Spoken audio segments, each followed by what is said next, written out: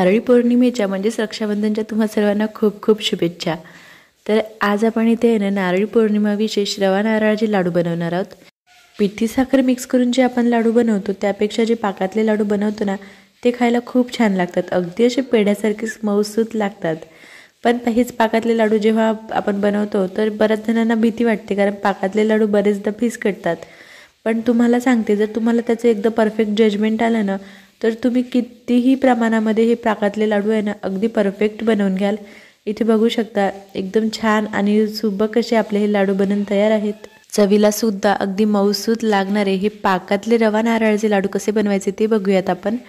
तर इथे मी 2 वाटी एवढा रवा घेतला, रवा हा बारीकच आहे। 1 वाटी एवढा नारळाचा खीस घेतला, त्यानंतर अर्धी वाटी एवढं तूप घेतलं आणि इथे मी थोडेसे आहे ना ड्रायफ्रूट्सचं कूट करून घेतले आणि थोडीशी वेलची पावडर घेतली। त्यानंतर जे तूप घेतलं होतं ना आपण त्यातलं आपल्याला सगळंच तूप टाकून घ्यायचं आहे। फक्त इथे एखादा चमचा, पोहे खायच्या चमच्याने एखादा चमचा एवढं तूप आहे ना शिल्लक ठेवून द्यायचे। तूप वितळलं की त्यामध्ये बघा चिमूटभर रवा घालून बघायचा, रवा असा फुलून वर आला की आपलं तुपाचं टेम्परेचर आहे ते परफेक्ट आहे। त्यानंतर जो आपण 2 वाटी रवा घेतला होता तो दोन्ही वाटी रवा आपल्याला ह्या तुपामध्ये घालून घ्यायचा आणि ह्याला छान असं मंद आचेवर भाजून घ्यायचा। आता महत्त्वाची गोष्ट लक्षात ठेवायची की रवा भाजताना गॅस जो आहे हा आपल्याला एकदम लोच ठेवायचा आहे। लो गॅसवरती हा रवा आपल्याला एकूण 10 ते 12 मिनिटापर्यंत छान असा भाजून घ्यायचा आहे। गॅसची पॉवर अजिबात वाढवायची नाही, म्हणजे रव्याचा रंग फक्त आपल्याला असा गुलाबीसर होऊस्तोवर भाजायचा आहे, खूप जास्त रव्याचा रंग बदलायला नको। रवा लाडूची जी चव असते ती रवा भाजण्यावर डिपेंड असते, त्यामुळे रवा हा व्यवस्थित भाजणे खूप जरुरी आहे। एकही मिनिट इकडे तिकडे न जाता आपण कंटिन्यू हलवत मंद आचेवर हा रवा आहे ना सतत असा भाजत राहायचा आहे। एकूण 10 ते 12 मिनिटं झाली की त्यानंतर जो आपण नारळाचा खीस घेतला होता तो आपल्याला ह्या रव्यामध्ये घालायचा आहे। नारळाचा खीस घातल्यानंतर हा आपल्याला आहे ना परत 5 मिनिटापर्यंत हा रवा असाच छान मंद आचेवर भाजून घ्यायचा आहे। लक्षात ठेवा, पूर्ण भाजताना गॅसची फ्लेम आपल्याला लोच ठेवायची आहे। त्यानंतर बघा इथे आपला खीससुद्धा भाजून झाला की त्यामध्ये जे मी ड्रायफ्रूट्सचं कूट केलं होतं ते सुद्धा घालून घेतलं आणि ते सुद्धा घालून आपल्याला आता फक्त 1 ते 2 मिनिटं हा रवा छान भाजून घ्यायचा आहे। आता आपल्या रव्याचा रंगसुद्धा छान बदललेला आहे, गुलाबीसर रंग आला आहे आणि खूप छान असा खमंग याचा सुवाससुद्धा सुटायला लागला आहे। तर बघा आपलं जे रवाचं मिश्रण आहे हे छान मस्त भाजून झालं आहे। तर हे सगळं मिश्रण मी इथे ना एका परातीमध्ये काढून घेणार आहे। त्यानंतर हीच कढई क्लीन करून याच्यामध्ये आपण पाक बनवणार आहोत। तर पाक बनवण्यासाठी इथे बघा मी पाऊण वाटी एवढं पाणी घेतलं आणि बघा आता आपण जे रवा घेतला होता तो 2 वाटी आणि 1 वाटी नारळाचा खीस म्हणजे एकूण 3 वाटी होतं, त्याच्या अर्धच म्हणजे निम्मा आपल्याला इथे साखर घ्यायची आहे। तर 3 वाटी साहित्य होतं म्हणून मी इथे 1.5 वाटी एवढी साखर घेतली आणि साखरेच्याही अर्धा पाणी घ्यायचं आहे, म्हणजे आपल्याला पाऊण वाटी एवढं पाणी घेतलं। एवढं घालून साखर आणि पाणी घालून छान आपल्याला पाक हा उकळून द्यायचा आहे। तर हा पाक बनायला जास्त वेळ लागत नाही, तुम्हाला 10 मिनिटामध्ये हा पाक बनून जातो। तर पाक बनला कसं ओळखायचं, तर हे बघा एका चमच्यामध्ये आपला हा थोडासा पाक घ्यायचा आणि असा त्यातला पाक असा खाली टाकून बघायचा आणि त्याच्या शेवटच्या थेंबाला अशी तार तुटल्यासारखी होती तर समजायचं की आपला पाक बनून तयार आहे। त्यानंतर दुसरी एक ट्रिक आहे की बोटांमध्ये हा पाक घेऊन बघायचा, हलकासा चिपचिपा लागतो आणि त्यातून एक तार निघते तर समजायचं की आपला पाक बनून तयार आहे। आता पाक बनल्यानंतर याच्यामध्ये आहे ना फक्त आपल्याला पोहे खायच्या चमच्याने 2 ते 3 चमचे एवढं दूध घालायचं आहे आणि पाकाला 2-3 उकळ्या येऊ द्यायच्या।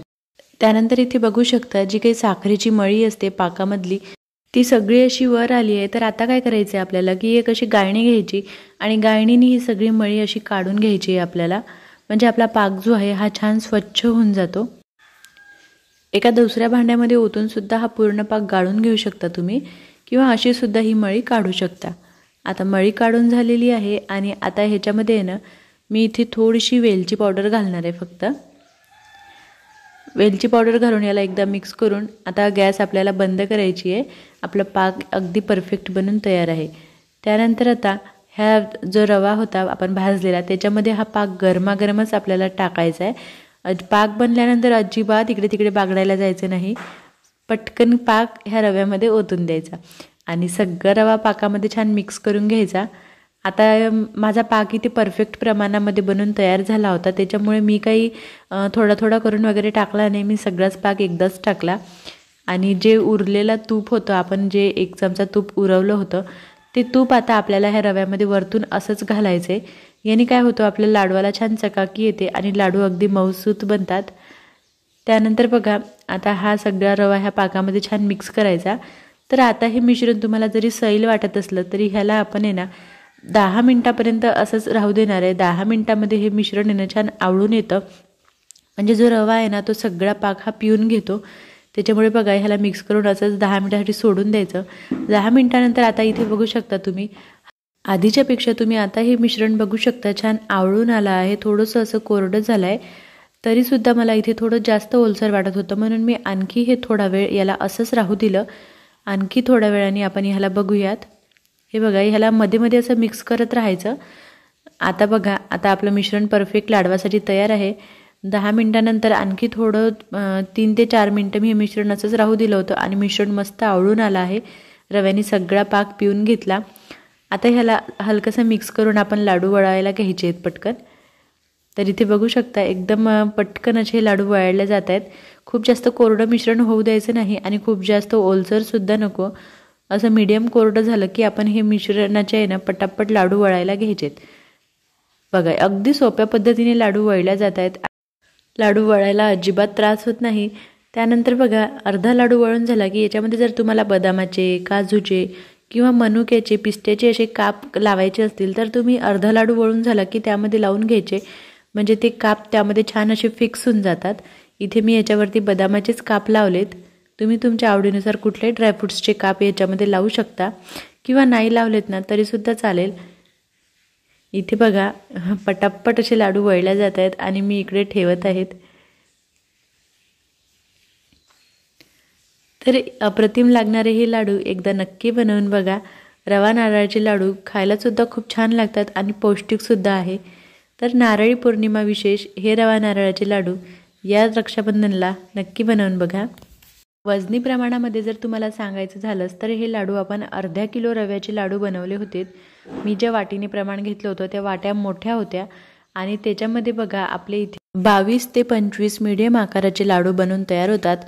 इथे बघा, एक लाडू तुम्हाला दाखवते. ह्याचं टेक्स्चर बघा किती छान दिसत आहे. हा लाडू फोडूनसुद्धा दाखवते. आतूनसुद्धा तेवढाच मऊ सॉफ्ट लाडू आपला बनवून तयार आहे. तर व्हिडिओमध्ये थोडं जरी काय वाटलं असेल तर प्लीज चॅनलला लाईक, शेअर, सबस्क्राईब, कमेंट नक्की करा. तोपर्यंत बाय.